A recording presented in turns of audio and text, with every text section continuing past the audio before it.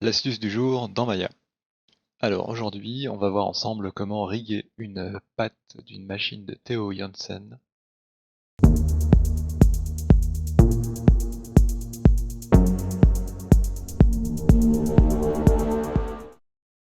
On va commencer directement avec le fichier de la modélisation qui contient les bons points de pivot pour que ce soit plus facile et un petit peu plus concis. Ce fichier se trouve sur Gumroad, vous trouverez le lien juste en dessous. Donc, première chose, si on a juste un maillage et nos bones, il va falloir les skinner, c'est-à-dire qu'on va lier les bones avec le maillage. Donc, par exemple ici, je vous montre sur une pièce comment je m'y prends.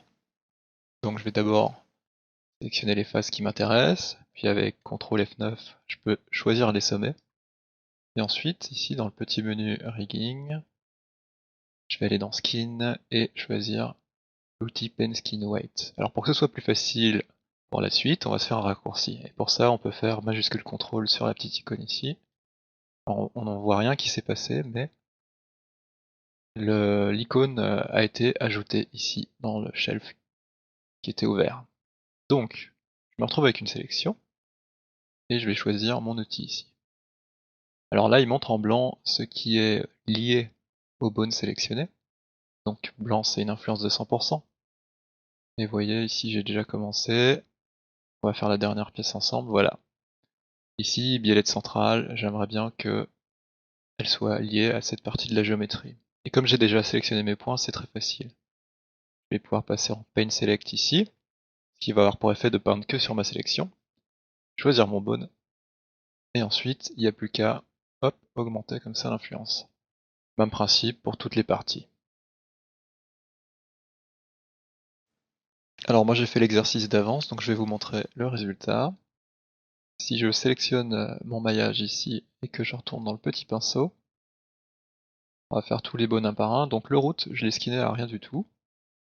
Le joint 1, c'est en quelque sorte le châssis, peut-être de mon véhicule, qui va tenir les différentes parties. Le vilebrequin, c'est ici la pièce mobile qui initie tout le mouvement. Et alors j'ai différentes bielles, la bielle du bas, la bielle qui est au centre. Là j'ai ajouté un bone en fait qui est un point de pivot, mais qui n'est attaché à rien de comme géométrie. Idem pour dessus, la bielle du haut, le triangle ici rigide, la bielle qui est totalement à l'extérieur, et ensuite j'ai ma patte. Donc si je passe en avec mon gizmo ici, on voit bien joint 1 il se trouve là, vilebrequin c'est celui-là, et ainsi de suite.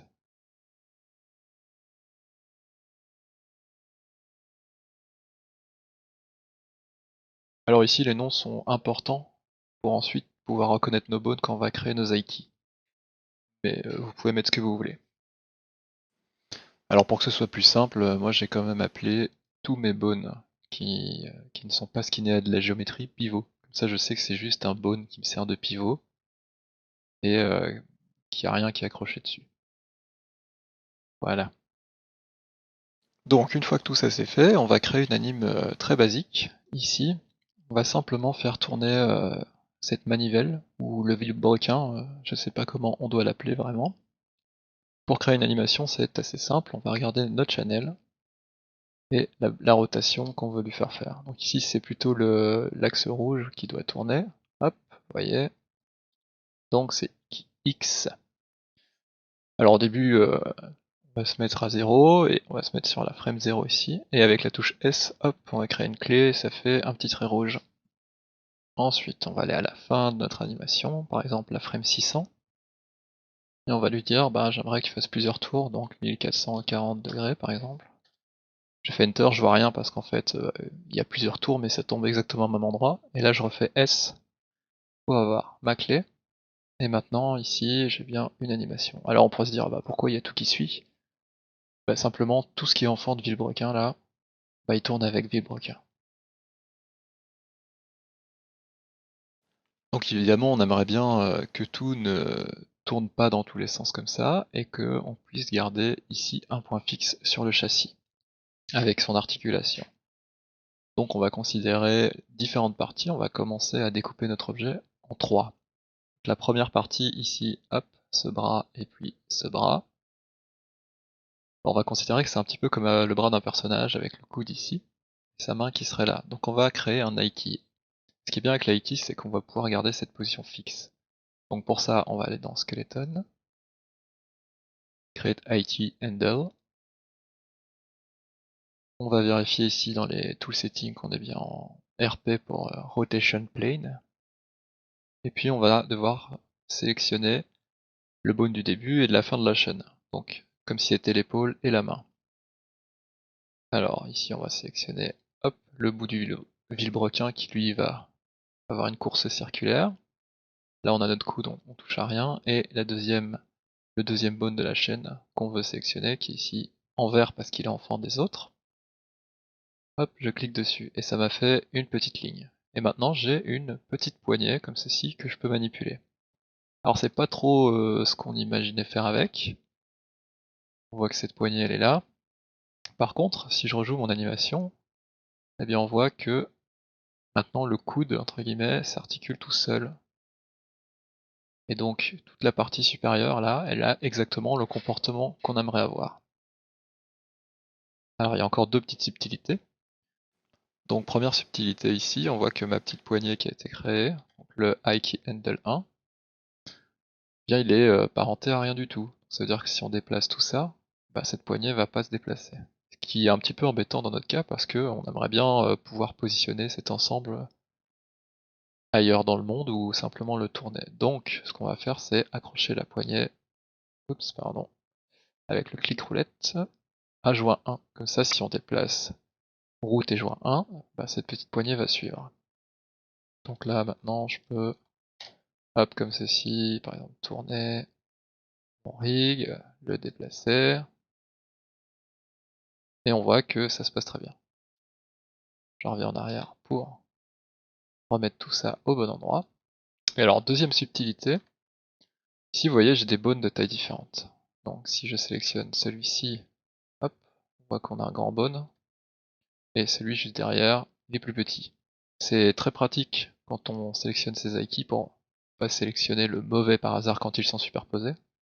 Alors ici on dirait que c'est un petit peu décentré, mais si je vais en vue orthographique, donc voilà, si en vue orthographique, j'ai bien un bone avec un radius de 10 et parfaitement superposé, l'autre bone, pivot fixe, à 5. Donc on a celui-ci et celui-là. Alors bah on va faire la suite hein, simplement.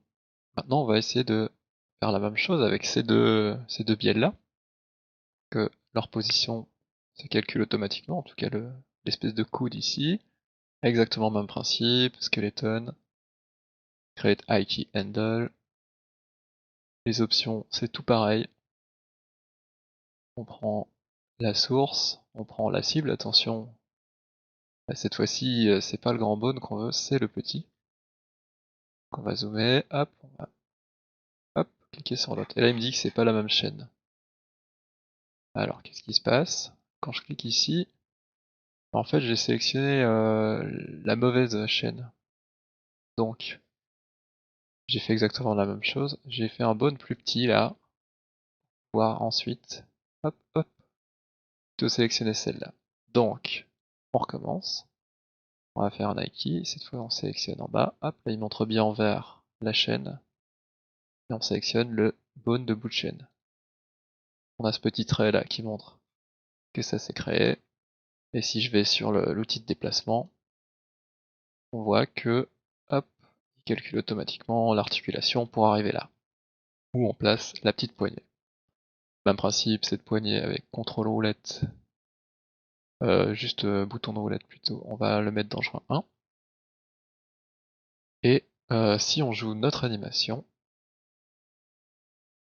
vous voyez, la partie du haut, elle se comporte exactement comme il faut, il n'y a pas de déchirure, les points de pivot sont bien respectés. Maintenant, sur le même principe, il faudrait qu'on fasse encore un petit quelque chose pour la partie du bas, parce que c'est déchirer ici. Hein, ça devrait rester au même endroit. Donc c'est le même principe, on va créer un IKEY qui pointe là-dessus, pour que la partie qui soit là soit calculée automatiquement et arrive toujours tip top au point de pivot. Exactement la même chose que tout à l'heure. Skeleton, create IKEY handle. On va sélectionner entre guillemets l'épaule, le premier joint de la chaîne. On a notre coude ici. Et là, de nouveau on a deux bones, hein, donc je leur ai donné des tailles différentes. Et on va sélectionner celui du bout de notre chaîne à nous. Et on voit ce petit trait qui symbolise le fait que le plan de l'IKEY a été créé. Donc maintenant on a cette petite poignée qui permet aussi de manipuler toute cette chaîne-là. Alors, qu'est-ce que ça donne en animation? Eh bien on voit que ça ne marche pas. Parce que la poignée reste fixe ici. Et il faudrait qu'elle se replace en permanence à cet endroit pour pouvoir fonctionner correctement. Et ça c'est pas très compliqué à faire. Puis de prendre la poignée et l'apparenter à ce bone. Alors, on va regarder comment s'appelle ce bone. Évidemment, c'est pas notre bone de bout de chaîne, hein. C'est l'espèce de coude qu'on avait créé avant. Comme on l'a créé avant, il est déjà placé automatiquement, et il n'y a plus qu'à glisser l'objectif entre guillemets de cette chaîne-là dans le coude qui est là. Donc c'était, je sais plus, bielle centrale. Voilà, donc maintenant le IKEY handle il est en forme de bielle centrale, donc il va tout le temps se déplacer avec elle. Et là, hop, magie, on voit que c'est parfaitement fonctionnel, c'est recalculé tout le temps. Et donc on a réussi à faire un truc où on animait que cette espèce de vilebrequin en rotation, et tout ce mécanisme-là, il est rigué et animé entre guillemets de façon procédurale. Et ça, c'est super cool. C'est très apaisant à regarder.